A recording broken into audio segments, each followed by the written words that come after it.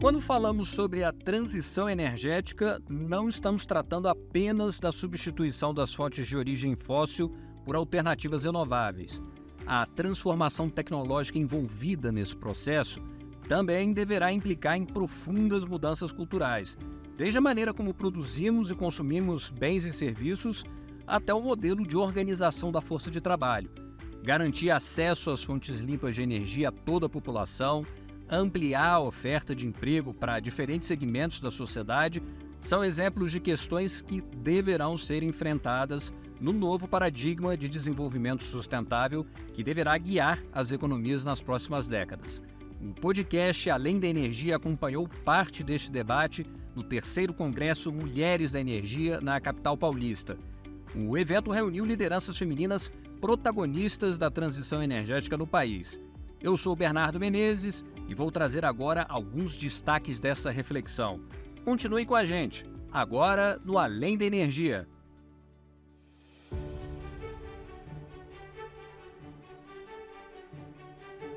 Nós começamos a nossa conversa ouvindo a avaliação da Karina Souza, que é diretora de transição energética do Ministério de Minas e Energia. A Karina comentou sobre os esforços do governo em ouvir diferentes setores da sociedade a fim de construir uma política sólida para a transição energética no país. Vamos ouvir. A gente defende muito o diálogo com a sociedade, né? A sociedade precisa ser ouvida, o setor produtivo também precisa ser ouvido e a gente precisa ouvir os outros ministérios. Então, o Fórum Nacional de Transição Energética, que agora foi instituído na Política Nacional de Transição Energética, a gente vê como esse espaço organizado de debate para que a gente tenha uma carta de recomendações a ser apresentada ao Conselho Nacional de Política Energética e que possa nos ajudar a construir as novas ações, as ações necessárias para a transição energética no país. A gente entende que a transição energética ela é transversal. Então, ela vai atuar tanto nas capacidades industriais nacionais, ela atua na capacidade de oferta de energia, do consumo de energia, como afeta a sociedade, as comunidades, e até como o Brasil traz isso para o mundo, né? Como o Brasil se porta como um líder da transição energética para outros países, que é o que a gente tem atuado agora no G20 e na COP30, né? É totalmente também prioridade dentro da agenda transversal de transição energética que a nossa indústria seja beneficiada, né? Principalmente, por exemplo, o exemplo que nós damos são os hubs de hidrogênio no país, para que possa desenvolver uma cadeia nacional industrial também, né? Com esse energético, com o hidrogênio, agregar valor, né? Com o hidrogênio, o potencial de hidrogênio. Então, a gente tem diferentes frentes que a gente enxerga o potencial do Brasil de usar a transição energética para trazer novas capacidades industriais, como o novo setor de hidrogênio e trazer isso para indústrias já que estão instaladas no país também, né? Para se atualizar e poder ter a substituição desse combustível também. De fato, o setor privado deverá ter um papel crucial para o sucesso da transição energética. Para Solange Ribeiro, vice-presidente da Neoenergia e vice-presidente do Pacto Global das Nações Unidas, as empresas, de maneira geral, já perceberam a importância estratégica da agenda ESG. O pacto ele olha exatamente o que é que a iniciativa privada pode fazer. É interessante que as empresas tenham as ambições e as empresas têm tido, porque no final o consumidor vai exigir isso. Por exemplo, quando você fala da diversidade, empresas mais diversas são melhores, né? Você já tem estudos mostrando isso. Diversidade de pensamento, de forma de agir. Eu acho que a transição energética é uma necessidade, não é mais opcional. Eu participei, por exemplo, das discussões do B20, né, que assessora aí o G20 para isso, no grupo de transição energética. Que além da energia renovável, a gente ainda tem os combustíveis renováveis, né? Então ainda tem essa possibilidade aqui no Brasil. Então é um grande momento do Brasil. O Brasil vai sediar a COP no próximo ano. Essa vai ser uma COP ambição, onde os países vão renovar as ambições. E o Brasil, apesar, digamos, de novo, ser um menos poluente, mas precisa que o mundo abrace essa ideia, porque não adianta, você tem que fazer conjunto, né? O desafio aí é muito você fazer na velocidade e na abrangência necessária. Um dos setores que mais consomem energia atualmente é o de tecnologia. Segundo a Agência Internacional de Energia, os data centers são um dos principais puxadores da demanda global.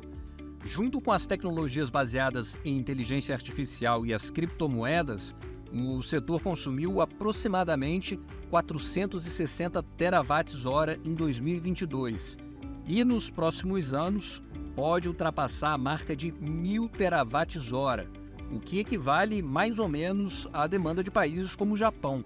A Tânia Cosentino, presidente da Microsoft Brasil, destacou a importância do planejamento energético com foco nas fontes renováveis para neutralizar as emissões. Bom, a gente é usuário delas em primeiro lugar. Aí nós temos dentro do nosso compromisso de redução das emissões de carbono, que é ser net zero até 2030 e negativar as emissões históricas até 2050. Isso faz com que a gente crie um plano 360 graus super poderoso. Quando você vai pensar em emissões para uma indústria, ou qualquer indústria, o que pega mais é o escopo 3, que não está na tua emissão direta, mas está em toda a sua cadeia de fornecimentos. Então, como que eu consigo capturar os dados, colocar esses dados numa mesma base, entendê-los? Você não gerencia o que você não mede, e aí sim você entra na sua jornada de eficiência energética. Então, isso é um pilar fundamental nosso para atingir os nossos compromissos. O segundo pilar é o renovável. Então, nós temos o compromisso de ter 100% dos nossos data centers operando com energia renovável até 2025, ano que vem. E que soluções foram adotadas? Para isso ser possível no Brasil, nós contratamos, na época com a AES, agora a Auren, fizemos uma parceria e contratamos um parque eólico exclusivo para a Microsoft. É o parque eólico de Cajuína. E aí nós combinamos duas coisas muito interessantes. O ambiental, né? Um parque eólico para reduzir as emissões, para não ter grandes emissões de carbono, e um trabalho social que foi treinar mulheres para que elas operem o data center. Então, a gente entra como consumidor de energia renovável no mundo inteiro. Um outro ponto que a gente também está fazendo para ajudar na entrega dos nossos compromissos das emissões é compra de crédito de carbono, e aqui no Brasil tem várias startups trabalhando com a gente nesse sentido. Então, quando você olha, né, de forma holística, eficiência energética, compra de energia renovável, compra de créditos de carbono para me permitir chegar no meu compromisso. Mas a gente também disponibiliza ferramentas para ajudar qualquer empresa, a começar pelas utilities, né, de geração, transmissão, distribuição, para que elas façam mais dos seus ativos, para que elas otimizem suas operações, que prestem serviços mais confiáveis para nós, cidadãos. Então, a tecnologia acaba permeando todas as indústrias ao mesmo tempo. A Tânia Cosentino foi uma das palestrantes do Congresso Mulheres da Energia. Além da análise sobre as estratégias de redução das emissões, ela também falou um pouco sobre a trajetória profissional num ambiente historicamente dominado pelos homens e deixou um recado para nossas ouvintes. Perseverem, não desistam, tem que estudar muito porque o setor se transforma ou por uma tecnologia ou por uma regulamentação, né? A gente vive num mundo regulado, então o setor se transforma numa velocidade muito elevada, então exige que a gente esteja sempre atualizado e desfrute de uma carreira, porque é uma área realmente apaixonante.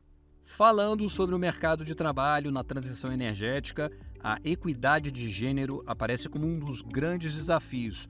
Como patrocinadora do Congresso, a ENGIE teve a oportunidade de apresentar iniciativas que estão ampliando a participação feminina no grupo e, consequentemente, no setor de energia.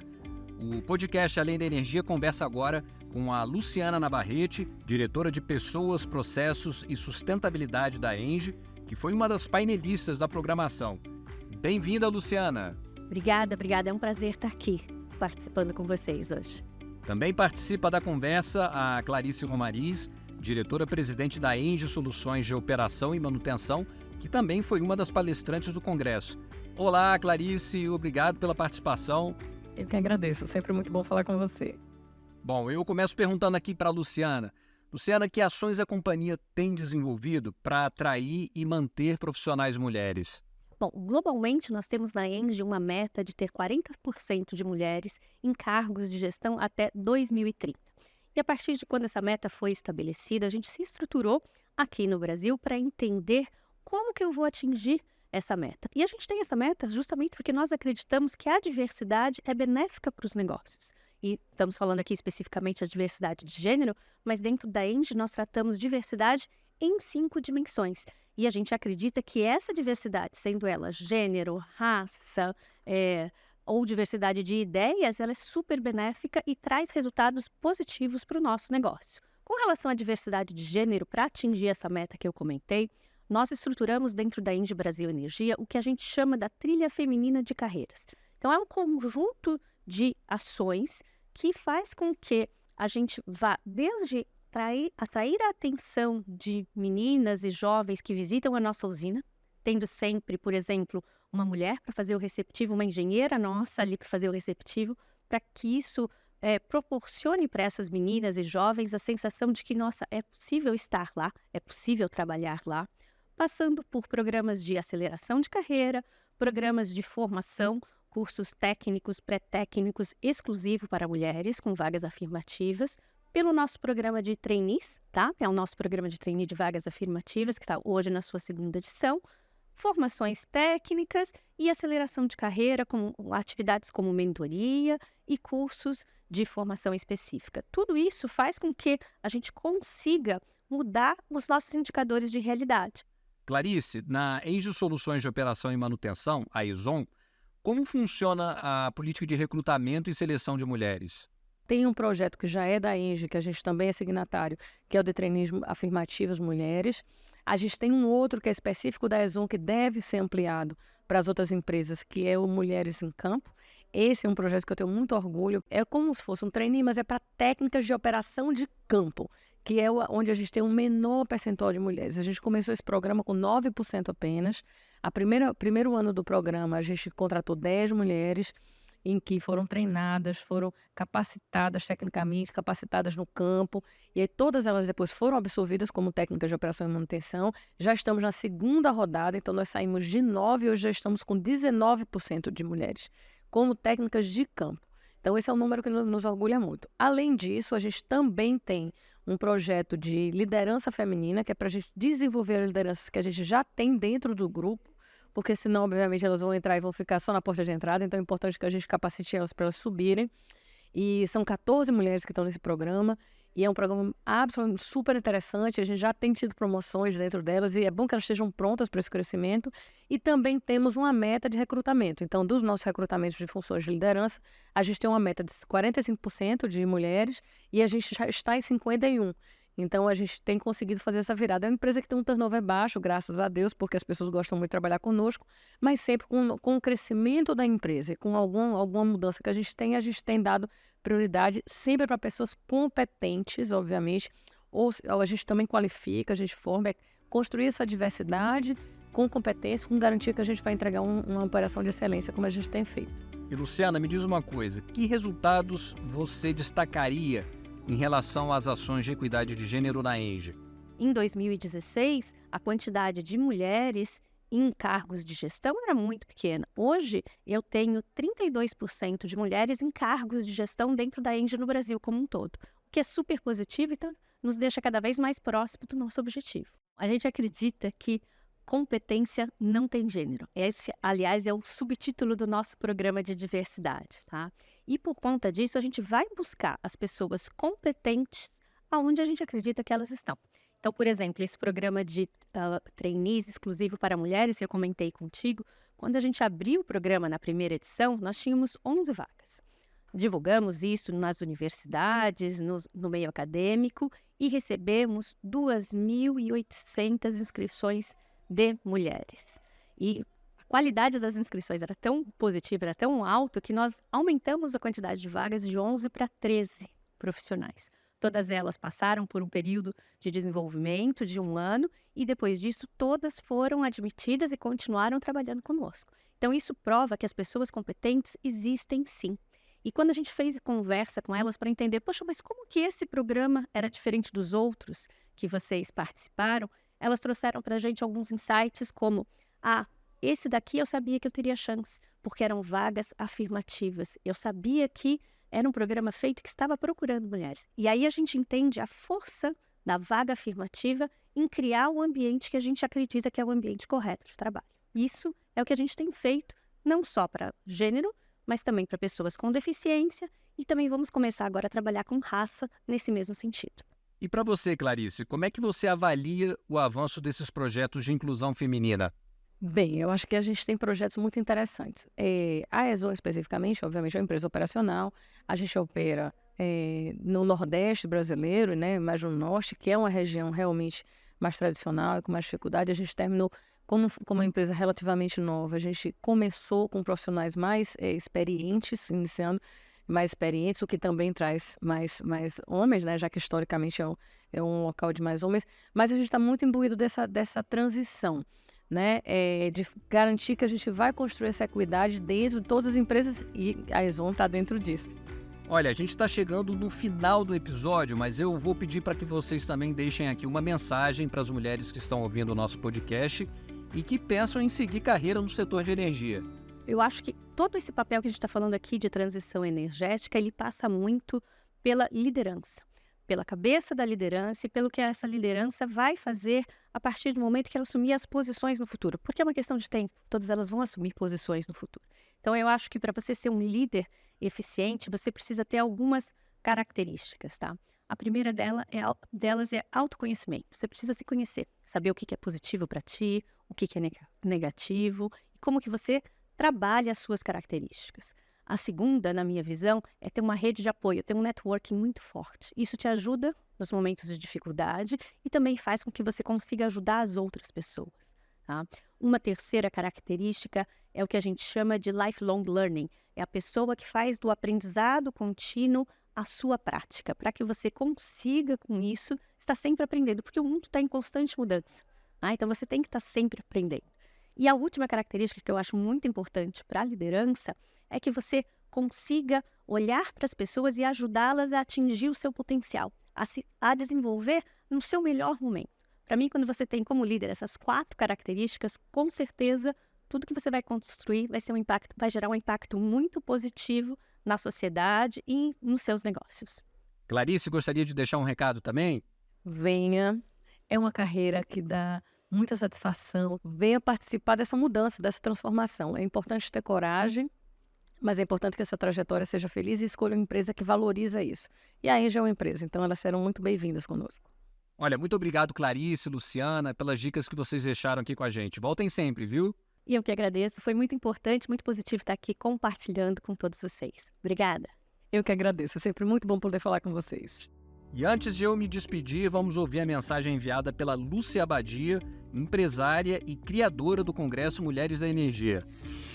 Eu queria um espaço onde pudéssemos nos unir, compartilhar experiências e mostrar que podemos ser protagonistas das grandes mudanças no setor energético. Não se trata apenas de ocupar um lugar, mas de liderar a transição para um mundo mais sustentável, inovador e justo. Este congresso é mais do que um evento, é um movimento. É a minha missão de vida, inspirar e empoderar mulheres para que juntas possamos impactar o Brasil e o mundo. Acredito que quando nos conectamos, nossa força se multiplica.